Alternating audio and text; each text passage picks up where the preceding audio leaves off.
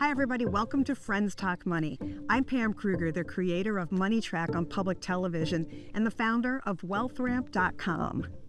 Hi, I'm Richard Eisenberg, a personal finance writer and editor, and the former managing editor of the PBS website for people over 50, Next Avenue, where I was the editor of the Money and the Work and Purpose channels. And I'm Terry Savage, nationally syndicated personal finance columnist and author of The Savage Truth on Money.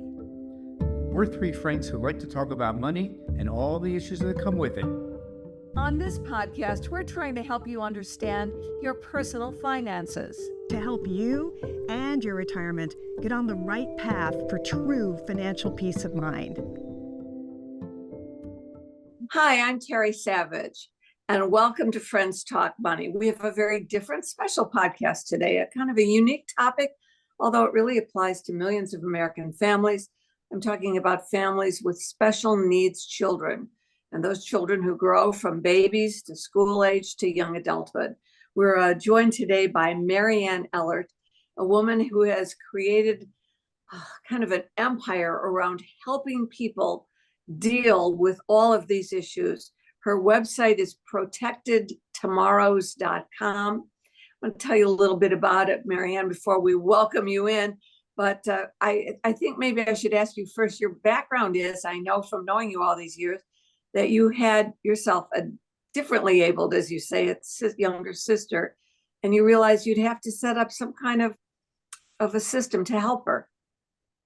That's right. So growing up with her, I realized that she was different, but she was always my sister. But as we got older, I watched my parents care for her and realized that I knew a lot of what they were doing, but not everything. So as I was the oldest girl in the family, I was selected at the age of 6. My parents told me that I would be the caregiver for my sister when I grew up. I thought that was great because I was one of those kids who loved being a caregiver. But as I got older, I started to see there was so much to learn and that I was going to have to understand it and put a process in place that I would be able to do all the things that they did and learn all the things from them that I was going to have to do into the future. And you developed that into an entire, well, let's just take a look at your website for a second. Those of you who are listening, I'll describe it, but if you're watching us, go to friendstalkmoney.org and you can click it to watch this on video. I mean, there you learn at protectedtomorrows.com, you learn about all these services, from counseling families individually to connecting them with attorneys who are very well versed in planning for special needs children, setting up trusts, dealing with government programs, the qualifications you need, things like finding residential solutions. There's a huge educational component to your website with lessons you can download, video lessons you can access online, and so much more. Again, the website is protectedtomorrows.com. We'll have a link at our website, friendstalkmoney.org. But, you know, I don't quite know where to start. I've heard you say, Anne, I wrote a column, we'll link it to that recently, but you and I have done this over the years, and I've watched you actually do it. How long ago was that when I first came to your office? Maybe 25 years ago? At least. It was probably longer than. I think I contacted you for 10 years saying, please, you need to hear what we're doing. And you finally came and you were there for a long time listening. Yeah, we had a television crew. Look, let's give me the start. Okay, I don't know how to organize this, so let's talk about the starting point. A family learns that they now have a child. You've realized this maybe at birth or maybe shortly after, maybe not for a year or two, that is differently abled. And I guess the one thing that they would all have in common is you realize that they'll never be able to completely, although you hope they will, lead a full and functioning life. They'll never be able to fully be independent, either financially or in multiple other ways. When does the planning start, and what are the first steps? Well, the planning should start right away. Remember, the child could be born, the child could be diagnosed at 5, the child could be diagnosed at 25 with mental illness. It's all of those. So everybody comes in at a different point.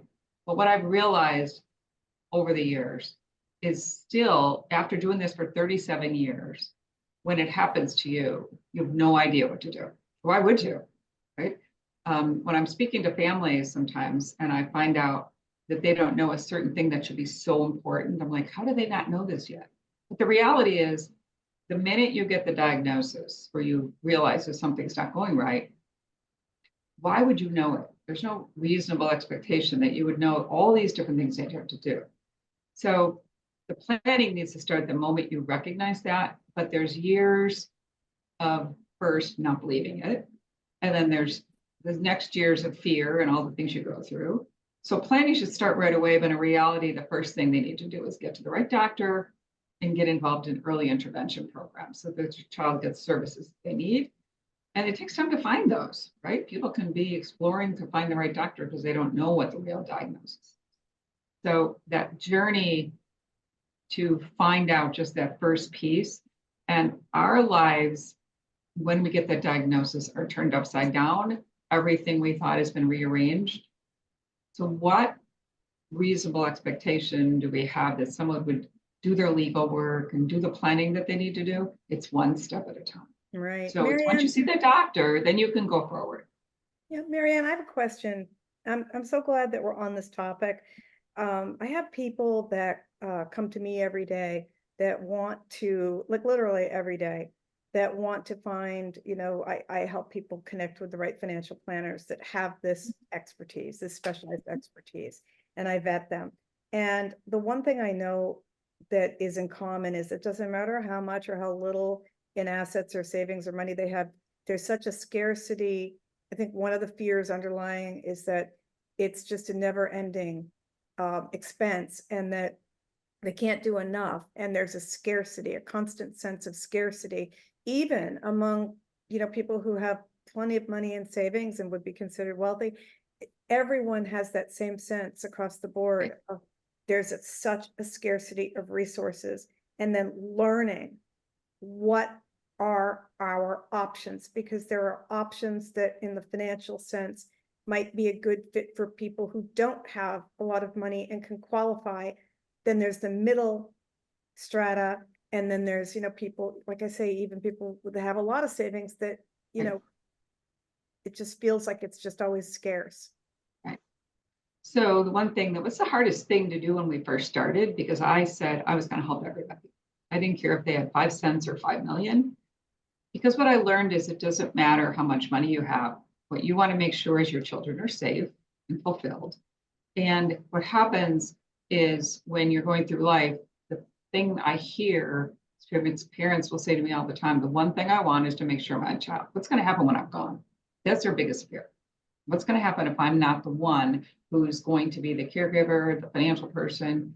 And so we really struggled through how do we help everybody, which is how the parent university and things came about. So we can train people parents who have nothing and couldn't afford to hire someone. But when we're sitting down with somebody going through their financial plan, they don't want to talk about rates of return. They're worried about the disability. They're worried about the doctor call. They're worried about the Social Security call. They really can't focus on financial. But we force them to. We force them to say, you know what? If you're not okay, your child's not okay. Right? Yeah.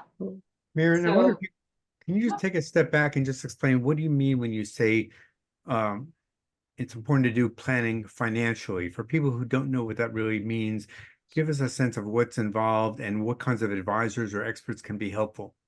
Okay.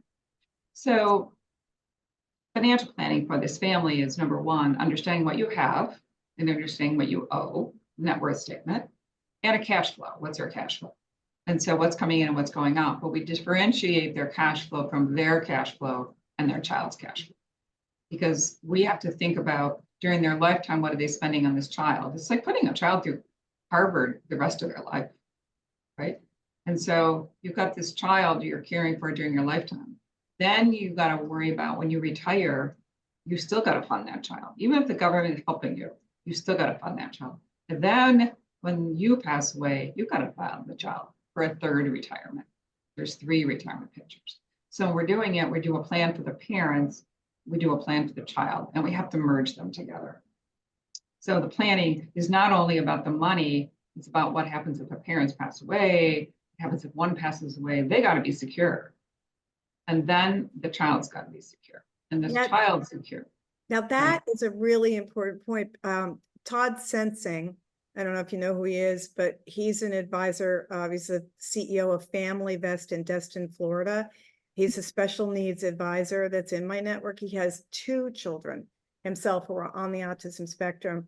And he said something interesting. You just hit on it, which is, he said, Pam, the parents, you just want to do everything for the people you're caring for, whether they're your sibling, your loved one, your child, your grandchild.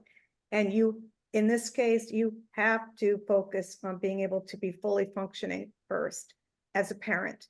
And then you can take care of them, because this is such a long-term proposition, and it requires so many different types of resources to coordinate to really design that path forward. And so it's almost like you got to take a deep breath and say, I have to make sure that I'm fully functioning first. And the interesting thing is, parents, I was talking to some advisors in a group, and they asked me to do a class for them and get some CE credits, and they weren't paying attention. So I said, I'm not going to do this class if you're not paying attention. These are our clients all have enough money. I said, I'll tell you a story. I had a client who said, I don't really need to do any of this special planning because I can fund my child. You're kidding. Because he had enough money. And then that was when his child was 16. When his child came out of school, he said, I can't get my child in any of the programs I want. I volunteered to spend $1 million to help him out. Because if you don't have a ticket, which is called Medicaid, you can't get your child into a lot of programs you want. So even with wealthy, they need to understand what the government's doing for you. Yeah. And those programs, most of the programs that are supporting the disabilities in our country are funded by Medicaid. And if you don't have Medicaid, and so this man had put $4 million in his child's name, he couldn't get the child into the program. We had to take that $4 million and put it into a special kind of trust that was going to go back to the government when the child passed away in order to get that child in that program. So it doesn't matter how much money you have, it's the programs and the healthcare and all of those programs that drive insurance to fund a trust. Before All right, I know you're going to talk about trust. I know we're going to talk about trust. Wait, Pam, let me try and organize this. Let me hit you with a bunch of bullet points so we can get people interested in the topic.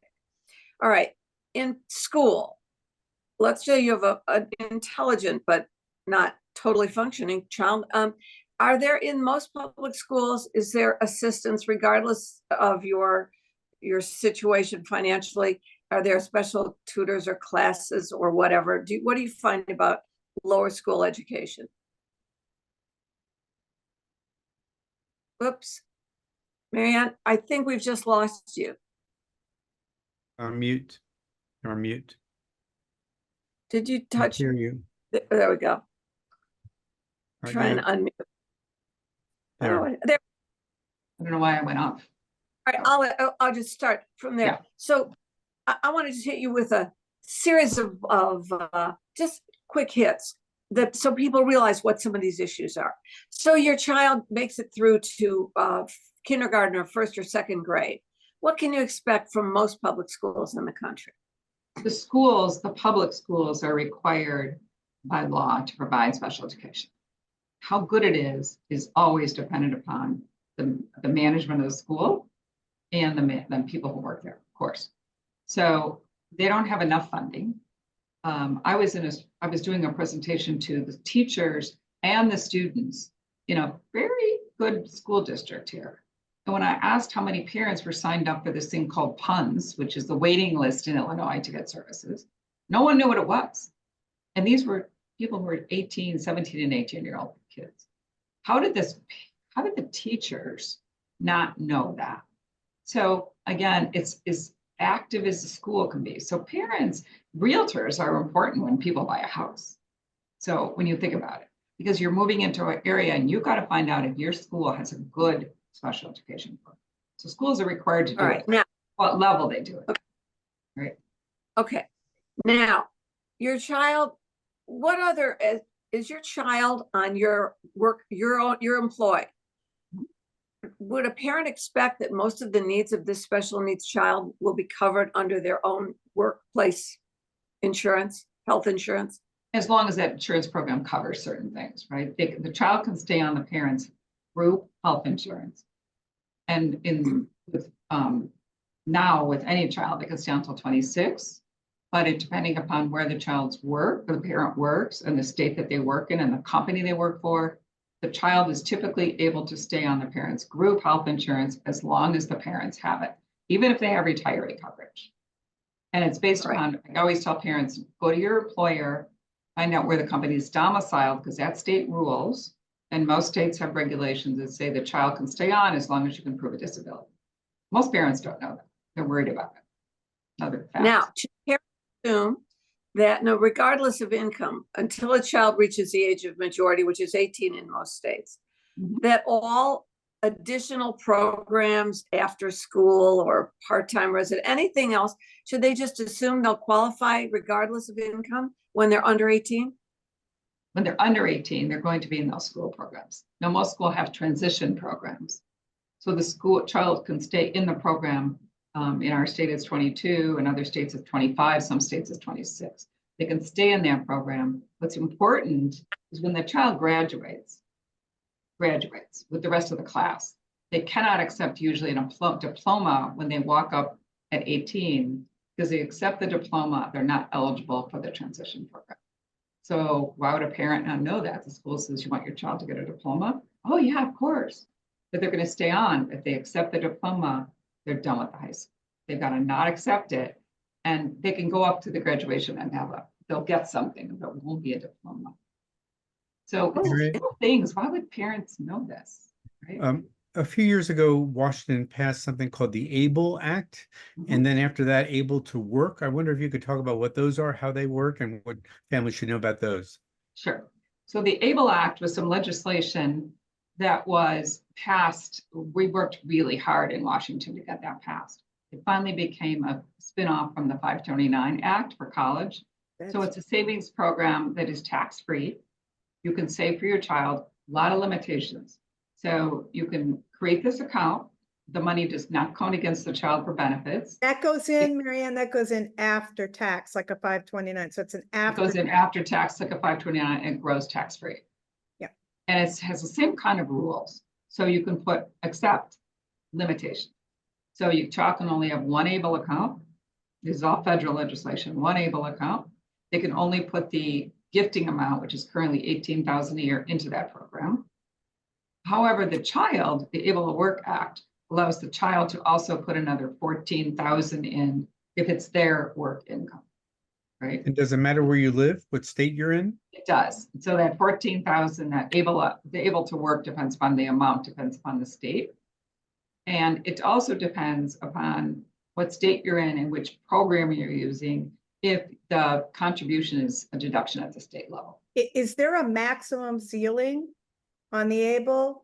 If the maximum you can, how big it can get and how much it can grow? it can, based on the program you're using, it can grow as big as the 529 can go in that state. However, if your child has SSI as a benefit, if they have more than $100,000 in the program, their SSI is suspended until the account goes below 100,000. That's the one downside. And the other one is no matter who puts the money in, from the time the account is open, if the child passes away, the money goes back to the state for Medicaid spend. So there's a clawback on it. There's legislation on the table right now. There's really good legislation on the table. We're going to have Able Today, which is a federal group, with us on June 25th, talking about it. Some of the legislation is get rid of the clawback, stop the only one account, stop the limitations, and make the Able become like an ERISA plan, so that employers, because if you work and you're disabled, Oh my gosh, when you work, you can't have the company put a 401k contribution. That could lose your benefits, and the benefits might be funding your residential. And now you've got this job, and the food store says, well, we're funding everybody. We're trying to get it so that when they're funding a plan, some type of retirement plan, theirs would go into the Able. And how are these accounts invested? And is that the person's choice, or is it the financial institution? How does that work? Is it like a 529? It's like a 529, but it's not sold through, it's only go through, most of them go only through the states. And the states set up the programs. But most of them have a checking account, a saving account, a debit card, and then portfolios that you can manage. About 16 states have matched together to get good investing inside their plans. there's a few that you could do directly with retail, but very few. And Have the a last thing I was going to say is that I think I read that the able to work accounts are supposed to expire in 2025. Is that right? Anything we Yes. should know about Yes. that? So the able to work and the program that's the 529 that you can, if you had a 529 for your child, you can roll it into an able at the 18,000 a year. Those two things go away. That's also some of the legislation that's on the table right now to Yeah, Thank you. wow. make those permanent. Marianne, just switching gears a little bit, but focusing on all the tools on the table that parents and family members have to plan and design that path forward. When does it make sense? Does it always make sense to set up a special needs trust? I would say almost always makes sense to set up a third-party special needs trust. That's the trust that's going to receive the inheritance, right? And I tell people, if you're not sure your child's going to work, set it up. If later on they can work, you don't fund it, right? So, but this is what's been so confusing to parents, because now there's a third-party trust, which is what we set up to fund retirement for the child. There's the ABLE account, which is kind of shorter term money. And then there's this first party trust for mistakes. So if somebody gets a settlement or grandma leaves some money, we can put it in this first party trust. So first party trusts are for mistakes, and there's money that goes back to the government, has a downside to it. The third party trust, everybody, from my perspective, anybody who has a family member with a disability who qualifies to use that should get that set up. And as soon as people say, well, I'm not going to retire for a long time. And well, unless you know when you're going to die, you need to have that third party trust. Okay. What goes into the third party trust, and who is the trustee? Is that a bank trustee? Just sort of do that again. First party trust. We know about ABLE accounts. Thanks, Richard, for all those great questions. And the third party trust. What goes in and when? Okay. So the third party trust is typically set up as a standalone document. Sometimes attorneys set it up as inside the will and get credited to death. We don't like that. We like to have them standalone documents so that we can use them in case we need them, right? So if grandma wants to leave a child money, if it's inside my will, the grandma can't leave it to anything. It wouldn't exist. So we have the family set up this third party trust. Most trusts in the past have been sitting empty and waiting for somebody to die. That's typical, right? We started to change our philosophy on that. I have had clients for so many years. And so who are the components of a third party trust? It's the person who set it up, who's the grantor. We've got the beneficiary, that's a person with a disability. And then there's trustees. The trustees are the ones who are going to manage it. So during life, the parents are the trustees. This is what they worry about. Parents worry about two things.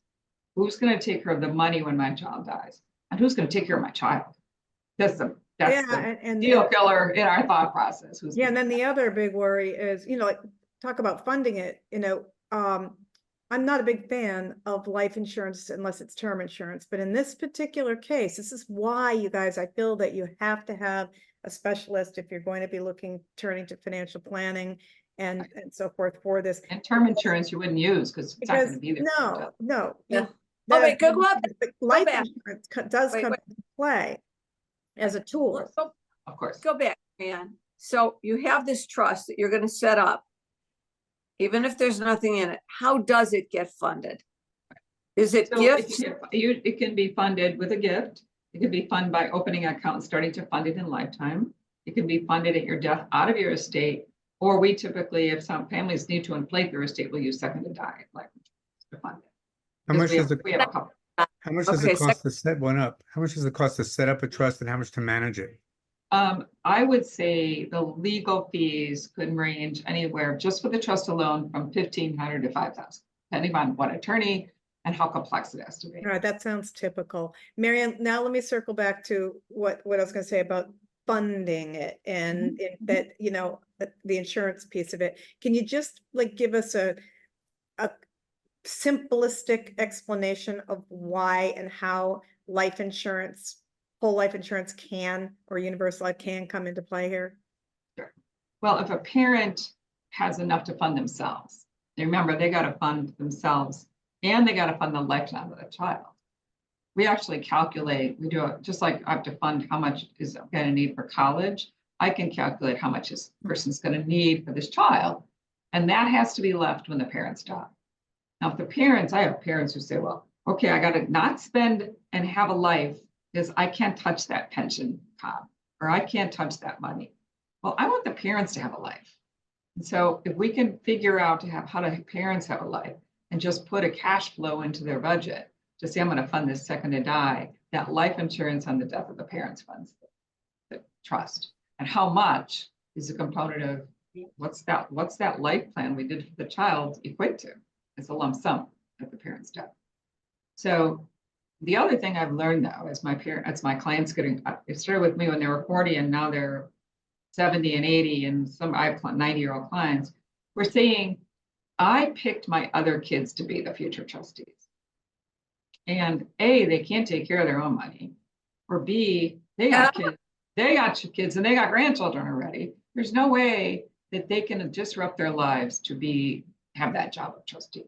So now we're researching all the trust companies in the country who know about special needs trust. Some of them don't want to do it because it's extra work, because that trustee has to make sure the caregivers are doing the right job and our people are hired right. We're actually looking to create an organization that would be a quality assurance group.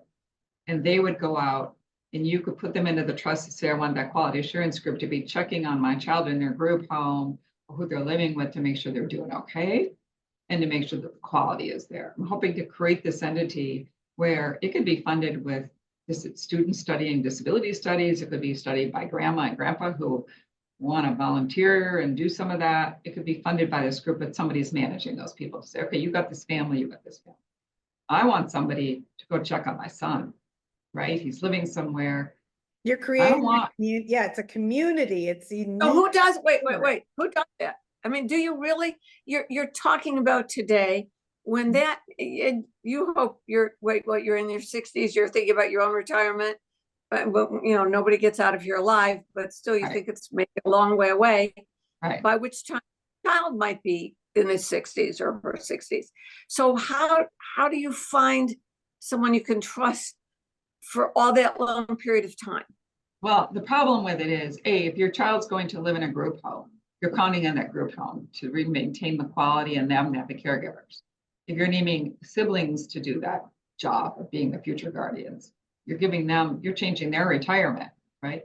So most people are looking for some entity that could perhaps either live in a community, which would be, there's so many ideas we have about. You look at aging, assisted living. Why can't those assisted living communities have a pod for disabilities? And those people who live there, could work there because, nursing homes need help. And there's all these ideas out there floating in the community. But what happens is I'm worried about, I'm going to pass away. I got my child all set up. But you know what? I'm going there and checking on him all the time. Who's going to do that? Are his brothers going to do it? Probably not, maybe. But I don't want his brothers to have to do it. I want them to love him and go check on him. I don't want them to have to be, right? So there are groups out there called corporate guardians, and they do some of that, but most of them are 1 and 2 person companies. So we keep having to say, there's so much about caregiving and future caregiving needs in this country that we got to resolve. So, it's not just, disabled children, it's for everybody. Yeah. So Marianne, individuals can come to you and you are sort of the, I can receive you, I can help you, I can guide, because there's so many moving pieces to it along the. Are they going to work? Continuum. You think about people's lives. It's where are they going to live into the future? Can they keep a job? And if they can't, what do they do? Can they volunteer? What's their purpose? And how do we make sure financially they're okay? How do we make sure they have friends? It's an important part of life. If they're living on their own, I have people who say, well, my child's all set and they got a caregiver as well. You gave the job to the caregiver, something could happen to them. Your child's all alone. Are they really happy? Because the goal is for the child to be happy and safe. Two benchmarks. Yeah. We can make it happen as parents, but money will help because then the trust can hire people, right? But who are the people? It's the Let- hardest. Well, that's what I was going to ask, Marianne. What's your advice for people who want to find a financial advisor, maybe an estate lawyer, maybe even accountant, who know about this? Are there directories out there? Are there ways to find them? Is there something to ask when you're looking to find somebody with expertise in this? I'm glad you asked because we just agreed we're creating this. I'm part of the larger group now, and we're going to train advisors around the country. And we've got a program. We're going to go out and create teams. We're going to replicate ourselves. So we've got social workers, we've got financial people, we've got attorneys that we work with, we have CPAs that we know this. Now we're going to CPAs fixing tax returns all the time. Every financial group needs some expertise. So we have our own here. We're going to replicate it around the country. And we've got a group, major company that's partnered with us. And we're going to put training programs on and put groups around the country who can do this. And then I will go into that city and we'll speak. But we're forming relationships with major disability groups. They're saying, great, when you get that set up, let's have you speak to our groups around the country. And there's one very major group that says, we're every state. We need advisors, a team like yours in every state and city, because the numbers of people who need help, it's 20% of the population has a disability. So 80% of us are related to them. When do you think that'll be available? And in the meantime, until it's available, what can people do? I think they can, we can certainly refer them to people. We know people around the country who do some of this. There's just not enough, right? For people who do it at a high level, and they might be doing the financial piece, but what the family really wants is all the access to attorneys. Attorneys they can get through the National Academy of Elder Laws, they can get NAILA, they can get the special needs alliances groups. I spoke to the Illinois NAILA group last week, attorneys, and they mostly do elder work. I taught them about this market, about working with younger families who have younger children, and there were 65 attorneys, 30 raised their hand, they said committed to it. I said, now I want a pro bono group of attorneys. There you go. We do, because how many people can't afford this? 10 attorneys said I'm in, and that's Illinois. Yeah, you've got So they said, 2 of them said they'll spearhead it with me, and we're going to go to every NAILA group around the country and say, who will do this? Yeah. Then we'll put the advisors with the attorney, and they'll go in and do a half-a-day session. And it's for low-income people, right? But you could have 2 wills, special needs trust, and the powers of attorney done for their family. And I says, I would like you to do is commit to have the family only have to pay $500 for this stuff. And these attorneys said, we're in. Now, some of them, the secret to this is have the attorneys and the advisors who have a special needs family to get it. Yeah. Now, there's going to be others too who've been very successful as advisors or attorneys, and they want to give back, right? This business of being a financial advisor is fun when you start out and you're building your business, but pretty soon you want to make a difference. So I think there's enough advisors out there who, if we proposed, we can do this and teach you and pair you up with the attorney and pair you up with a social worker, because social workers come to us and say, I'm going to start doing this, and pair them up with the disability groups in their community, which are, all these disability groups, Fragile X, Angelman, Kleefstra syndrome, autism groups, they're all struggling with because the parents want help. And When it comes to the special needs financial advisors, I would really like to commit to discussing with you how we can join up, because I have probably, I would say, roughly 26, 27 special needs specialists, fee-only fiduciary advisors I want to talk with you about, because on a scale of 1 to 10, in terms of really understanding special needs, they really need to be, at that 10. They're real experienced, and I think we could help. And they love doing pro bono. I would love that. I would love that. That's our goal for this year, is to, and then there's no organization that puts advisors together like for special needs. There isn't yet, right? Attorneys have it, and we want to do it. All right. I think we're running just about to the end of our podcast. But see, folks, this is how Friends Talking Money really works. We're not rehearsed, we're not planned, but we're all in this business, Richard, Pam, and I, and of course, Marianne Ehlert, of trying to give back and put things together. So we have a thing put together right now. So let me wrap this up with a couple of things. First of all, we hope you will share this particular podcast with someone you know, a family friend or someone else who has either suddenly or been for a long time struggling with these issues. And it's so easy to make mistakes and do the wrong thing, to disqualify your child from government programs, either at a young age or when they reach the age of majority, to sign up for SSI, but then find out if they're working, which gives them a great sense of importance that they've disqualified themselves. So many rules are conflicting. So Mary Anne Ehlert, her website is Protected Tomorrows, plural, protectedtomorrows.com. And we also put a link to NALA, National Association of Elder Law Attorneys, where you can search.